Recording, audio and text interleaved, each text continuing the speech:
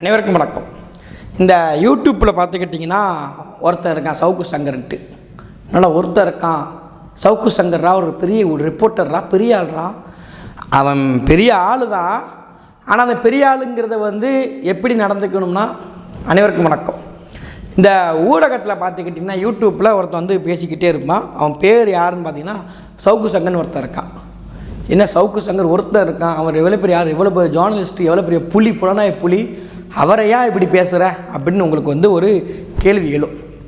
அதாவது நம்ம எல்லாருக்குமே தெரியும், சென்னை புளியாந்தோப்பில் பார்த்துக்கிட்டிங்கன்னா கிட்டத்தட்ட டிசம்பர் மாதம் 5ஆம் தேதி சௌமியா என்கின்ற ஒரு பெண்ணுக்கு ஒரு 2வது குழந்தை பிறக்கு.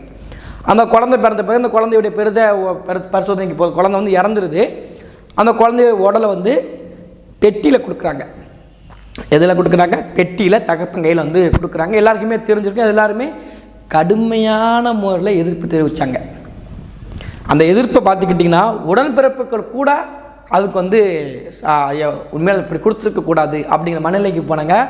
இன்னும் வெளிப்படையாக சொல்லணும்னா அண்டா செந்திலே அந்த விஷயத்துக்கு வருத்தப்பட்டார். எப்போதுமே திமுகவுக்கு ஒரு பிரச்சனைனா அண்டா செந்தில் முதல்ல நிற்பார். அப்படிப்பட்ட அண்டா செந்திலே அது கண்டிக்க வேண்டிய விஷயம் சொல்லி பதிவு பண்ணார். அது எல்லாருமே அந்த விஷயத்தை யாருமே ஏற்றுக்கொள்ள முடியாத விஷயமாக இருந்துச்சு, எல்லாருக்குமே தெரியும். ஆனால் இந்த அயோக்கிய சவுக்கு சங்கர் இருக்கார் தெரியுமா, இந்த அயோக்கிய சவுக்கு சங்கர் என்ன பண்ணார், என்ன பேசியிருக்காரு அப்படிங்கிறத காணொலி பாடுறேன்.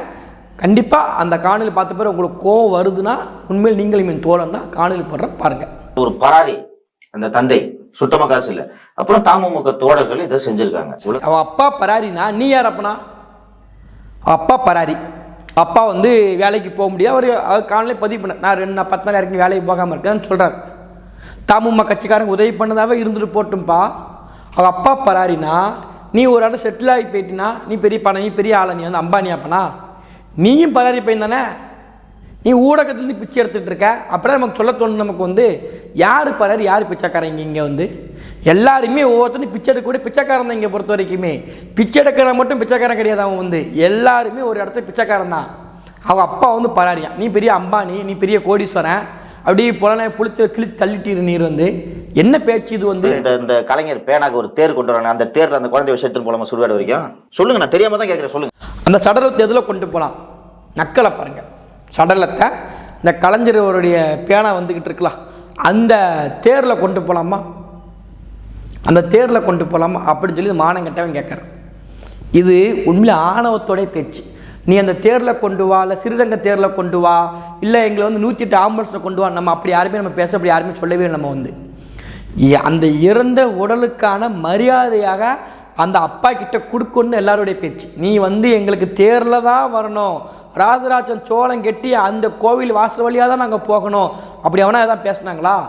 அப்படி யாராவது கேட்டாங்களா? நீயா ஒரு கற்பனைக்கு பேசிக்கிட்டு இருக்க?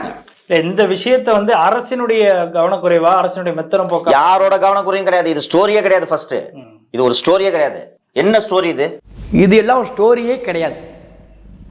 அதாவது ஒரு குழந்தை இறந்து அந்த இறந்த குழந்தையுடைய சடலத்தை அப்பா கிட்ட வெறும் பெட்டியில் இந்த அரசாங்க ஊழியர்கள் லஞ்சம் வாங்கிக்கிட்டு வெறும் பெட்டியில் எடுத்து கொடுக்குறாங்க. இது ஸ்டோரியே கிடையாது. அப்போ எது ஸ்டோரினா இவனை பொறுத்த வரைக்கும் கிசு கிசு குசு குசு, இதுதான் இவரை பொறுத்த வரைக்கும் ஸ்டோரி. அப்பனா எது ஸ்டோரி? ஸ்டாலின் என்ன பண்ணார்? உதயநிதி ஸ்டாலின் ஹனிமூனுக்கு எங்கே போனார்? வெளிநாட்டுக்கு என்ன பண்ணிக்கிட்டு இருந்தார்? வெளிநாட்டு 3ஆவது ஹனிமூனுக்கு போனார். ஒரு சபரீசனை பற்றி பேசுவது, கிசு கிசு பேசுவது, இந்த செக்ஸ் கதை பேசுகிறது தான் ஸ்டோரி. அப்பனா இப்போ இதே சவுக்கு சங்கர் கிட்டத்தட்ட ஒரு 1 மாதம் 2 மாதம் முன்னக்குட்டி ஒரு குழந்தை இறந்து போயிருச்சு. 108 போவதற்கு வழி இல்லை, 108 ஊருக்கு கொண்டு போக முடியாது. அவங்க அப்பா அப்பாவும் அவங்க அம்மாவும் கையிலேயே கொண்டு அந்த கிராமத்திலே கொண்டு போயிருப்பாங்க.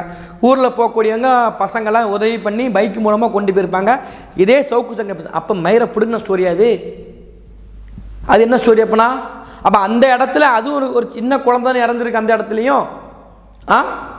அப்போ அவனுக்கு ஸ்டோரியாக தேவைப்பட்டிருக்கு. இது எந்த மாதிரி பேச்சுன்னு பாருங்கள்.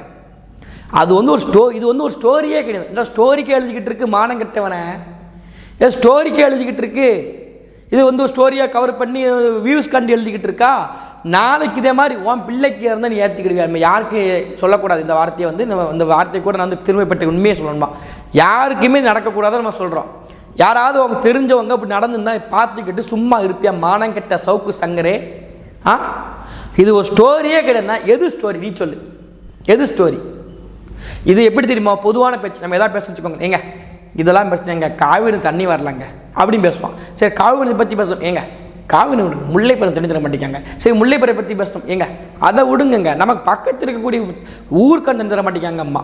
என்ன பேசினாலும் என்ன பண்ணுவாங்கன்னா, இதெல்லாம் பேசினேன், எங்கள் இலங்கை தமிழ் அங்கே இறந்துட்டாங்க. சரி, இலங்கை தமிழை பற்றி பேசணும், ஏங்க இங்கே வாங்கங்க, நீங்கள் இப்போ பாருங்கங்க இஸ்ரேலில் போர் நடந்துட்டு இருக்குங்கம்மா. என்ன பேசினாலுமே இங்கே எதுவுமே பிரச்சனை கிடையாது. நீ ஒரு சின்ன பிரச்சனைக்கு இதில் பெரிய பிரச்சனை பார்க்கும்போது சின்ன பிரச்சனை தெரியவே தெரியாது. கரெக்டு தான், இதெல்லாம் பிரச்சனையான்னு தோணும்.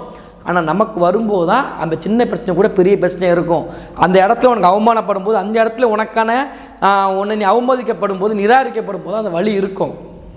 இது ஸ்டோரியே கிடையாதுன்னா இப்போ எதை ஸ்டோரியாக போடணும்? சவுக்கு சங்கரி பேசக்கூடிய செக்ஸ் கதை, சவுக்கு சங்கரி பேசக்கூடிய அந்த கிசு தான் ஸ்டோரியாக போடணுமா? நீங்கள் அடுத்த தனிப்பட்ட வாழ்க்கை எடுத்து நீங்கள் பேசிகிட்டு இருக்கிறீங்க. கொக்கோ சிரிச்சிட்டு இருக்கிய, அது ஸ்டோரி. அப்புறம் உங்களுக்கு வந்து குழந்தைக்கு அலங்காரம் பண்றது முக்கியமா? இறந்த குழந்தைக்கு சொல்லுங்க, நான் பிராக்டிகலா பேசுறேன். இறந்த குழந்தைக்கு அலங்காரம் முக்கியமா? அலங்காரம் பண்ணி நாங்கள் வந்து கொடுக்கணும் யாராவது சொன்னாங்களா? அலங்காரம் பண்ணி கொடுங்க நீங்கள் வந்து அப்படி யாராவது கேட்டாங்களா? இது எந்த மாதிரியான வாதம்? எப்படி இந்த ஒரு மனசாட்சி உள்ள ஒருத்தர் இப்படி பேசுவானாங்க? முதல்ல நெஞ்சில் மனசு இருக்கக்கூடியவன், மனசாட்சி ஈரம் இருக்கக்கூடியவன் எவனாவது ஒருத்தர் இந்த வார்த்தை பதிவு பண்ணுவானா? அலங்காரம் பண்ணி கொடுக்கணுமாங்க? அது ஒரு சடலங்க அப்படிங்க, அது ஒரு சடலங்க, அது பிணம் தாங்க. அது எப்படி அலங்காரம் பண்ணி எங்கே கொடுக்கணும்? எங்கே நீ அலங்காரம் பண்ணி கொடு, பூ போட்டு வச்சு கொடு யாராவது கேட்டாங்களா? ஒரு முறையாக ஒரு இடத்துலேருந்து ஒரு பிணவரையிலேருந்து ஒரு குழந்தை ஒன்று வருது, பெத்த அப்பா கிட்ட கொடுக்குறாங்க. பிறந்த குழந்தை அந்த பூமியே பார்க்கல, அரசனுடைய தவறாக நிர்வாகத்தில் அந்த குழந்தை இறந்து போகுது. அந்த இறக்கப்பட்ட குழந்தைய கூட அப்பா கிட்ட அந்த உடலை சரியான முறையில் கொடுக்கல, கொதிச்சு எழுந்திருக்கான். சொல்லப்போனால் உடன்பிறப்பே வெக்கி தலை குனிஞ்சிட்டேன் இந்த விஷயத்துக்கு. இதுக்கு முட்டு கொடுக்க முடியாமல் உடன்பிறப்பே தவிச்ச நேரம் வந்து நான் நினைவு வச்சுக்கணும். உடன்பிறப்பே தவிச்சான், அதுக்கு நீ முட்டு கொடுக்க மானங்கட்ட ஜென்ம மேலே இது வந்து எப்படி கடந்து போக முடியுது? இது எப்படி ஸ்டோரியாக பார்க்க முடியுது? இது எப்படி தேரில் வச்சு கொண்டு வர முடியுமான்னு கேட்குறேன். இது ஊடகவியலாளர் வந்து கேள்வி கேட்குறாரு. அந்த ஊடகவியலாரே மாத்திராரம்மா. என்ன கேள்வி கேட்குறான்? ஏன்னா ஒரு பிள்ளை இறந்துருக்கு, நீ என்ன முட்டு கொடுத்துட்ருக்க? அவங்க கூட சேர்ந்து மண்டி ஆட்டிகிட்டு இருக்க. ஆனால் ஒரு பிள்ளை இறந்துருக்கு, அந்த பிள்ளை இறந்ததை இது ஒரு ஸ்டோரியான்னு கேட்குறேன். அப்போ எதை ஸ்டோரியாக பேசணும்? எது ஸ்டோரியாக எழுதணும்? யோசிச்சு பாருங்களேன். அப்போ ஸ்டோரிக்காக தான் எழுதணுமா ஒரு கதை? வந்து அங்கே தண்ணி தத்தளிச்சிட்டு இருக்கான், இதான் சுற்றி விடுறது. இதை பற்றி பேசணும், இதை பற்றி பேச, அங்கே ஒரு பெரிய பிரச்சனை இருக்கு, அதை பற்றி பேச, இதை பற்றி நீ பேசுனே, நீ மேலுமை பற்றி பேசு, அப்படி சுற்றுவாங்க. ஆனால் மானங்கிட்ட இப்போ இந்த பிரச்சனை நடந்து நாளைக்கு யாருக்குமே நடக்கக்கூடாது நம்ம பேசிக்கிட்டு இருக்கோம். 24 மணி நேரமும் நம்ம முடிச்சிருக்க நேரங்களில் முக்கால்வாசி பிரச்சனை இருந்துக்கிட்டே தான், சண்டைகள் இருந்துக்கிட்டே தான் இருக்கும். எனக்கு அந்த இடத்துல எனக்கு இது ரொம்ப பிரச்சனை இருக்கும்போது நான் பேசி தான் ஆகணும். ஏன் நாளைக்கு ஒருத்தர் நடக்கவே கூடாது. இது வந்து அது மற்றவனுக்கு பெருசாக தெரியாமல் இருக்கலாம், என் குடும்பத்துக்கு நடந்திருக்கு, அது பெரிய அவமானமாக நான் பார்க்குறேன். அது நாளைக்கு ஒரு நடக்கக்கூடாது. நம்ம ஒருத்தர் எல்லோரும் குரல் கொடுக்குறோம். நீ என்ன புது முட்டு கொடுத்துட்டு இருக்க? வந்து டிஃப்ரெண்ட் முட்டு. இது வந்து என்ன அந்த குழந்தைய வந்து ஒரு அழகாக சந்தன பெட்டியில் வச்சு கொடுக்கலாமா? சந்தன பெட்டியில் வைக்கலாமா? சந்தன பெட்டி வைக்கலாம். இதெல்லாம் வந்து ஆணவத்தோட பேச்சு. இந்த ஆணவத்தோட பேச்சு இருக்கிற இவர் தான் ஸ்டாலினையும் கேள்வி கேட்குறாரு. அப்புறம் நாங்கள் வந்து நடுநிலை ஊடகவியான்னு சொல்லி பேசுகிறார். நீ ஸ்டாலினை கேள்விகள் எவனையும் கேள்வி, நமக்கு அதை பற்றி கவலைக்கு நீங்கள் கண்டிப்பாக கேள்வி கேட்கணும். கேள்வி கேட்க பிரச்சனையே கிடையாது.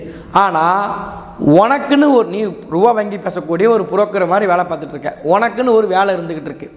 அப்போ நீ அதை மட்டும் பேசணுமே தவிர, இது தேவையில்லாத இடத்துல ஒரு மக்கள் கொதிப்பில் இருக்கும்போது இந்த இடத்துல நீ வந்து அரசியல் பண்ண நினைக்கிறது, இந்த இடத்துல இது ஒரு ஸ்டோரி இல்லைன்னு சொல்கிறது, அந்த குழந்தை சந்தைப்பட்டு வச்சு கொடுக்கலாமா, தேரில் வச்சு கொடுக்கலாமா, இதெல்லாம் இழுக்கா இல்லையா? ஒரு குழந்தையுடைய சடலம்னா பிணம்னா விட்டுட்டு போயிரும் அப்படி மானம் கட்டவனை இல்லை எப்படி கேட்குறேன்? பிணம்னா விட்டுட்டு உங்கள் வீட்டில் அது சொல்லக்கூடாது. ஏன் விட்டுட்டு போயிருமா? நம்ம அது பிணம் தாங்க, இனிமேல் பிரச்சனை விட்டுருவோமா? எதுக்கு ஒரு இறந்த உடலை தமிழன் ஒரு இதாக பார்க்குறாங்கன்னா, அது வந்து இறந்த வந்து தமிழனுக்கு ஒரு பெரிய ஒரு நிகழ்வு. அது வந்து அது துக்கமாகவோ அது வந்து மனசு ஏற்றுக்க முடியாத ஒன்று. இந்த பூமியில் ஒருத்தன் வாழ்ந்து நம்ம கூட இருந்த ஒருத்தன் மறைஞ்சு போகிறான், ஒருத்தன் வந்து அவனுக்கு நல்ல மரியாதை கொடுக்கணும். ஒருத்தன் வாழ்ந்தாங்கிறதுக்கு எது எடுத்துக்காட்டினா இறந்த பிறகு யார் வந்து நிற்கிறாங்கிறத வச்சு தான் இருக்குது. அப்போ அப்படி பார்க்கும்போது ஒரு பெற்ற குழந்தை பூமியே பார்க்கல, குழந்தை இறந்து போகுது, அதற்கான உடலை இந்த அரசு சரியான முறையில் கொடுக்கல.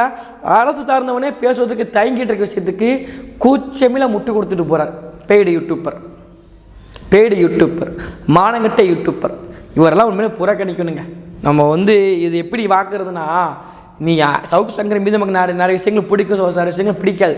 ஆனால் இந்த பேச்சு வந்து ஆணவத்தின் உச்சம். உண்மையிலேயே ஒரு விவரம் தெரியாத பச்சை குழந்தை, விவரம் தெரியாதவங்க கூட அரசு தினம் கூட இதை பற்றி பேச பயப்படுவான். திமுக முட்டு விட கூட பயப்படுவான். அப்போ நீ இந்த வேலை நீ பார்த்துருக்க, நீ யாருக்கான ஆளுங்கிறது மக்கள் தயவுசெய்து புரிஞ்சுக்கோங்க. இதே மாதிரி ஆட்களை அப்புறப்படுத்துங்க. நன்றி.